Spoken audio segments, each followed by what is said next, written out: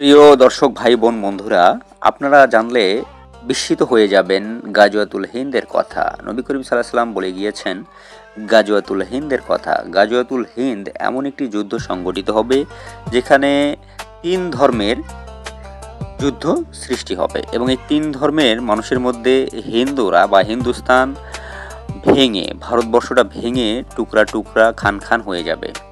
তার কারণ হচ্ছে ভারতবর্ষ এমনটাই অহংকার করবে, আত্ম অহমিকায় থাকবে যে তাদের দেশ বড়, তাদের অনেক যোদ্ধা আছে, তাদের অনেক অস্ত্রশস্ত্র আছে। এই বিশ্বাসের উপরে তারা যুদ্ধ শুরু করবে এবং এই যুদ্ধ শুরু করার কারণে ভারতবর্ষ ভেঙে টুকরা টুকরা হয়ে যাবে। সেটা দেখার অপেক্ষায় মুসলমানরা এখনও আছেন। সেই যুদ্ধে মুসলমানরা বিজয়ী হবে, খ্রিস্টানরা এবং হিন্দুরা পরাস্ত হবে। সেই সাথে এই যুদ্ধের মাধ্যমে কিয়ামতের দিকে সমগ্র পৃথিবী এগিয়ে যাচ্ছে বা এগিয়ে যাবে। কিয়ামত অতি সন্নিকটে, তাই যে যার মতো প্রস্তুতি নিন। আল্লাহর নামে থাকুন, আল্লাহর স্মরণে থাকুন এবং আল্লাহর ইবাদতে, আল্লাহর সন্তুষ্টি অর্জনে সর্বদাই সচেষ্ট থাকুন।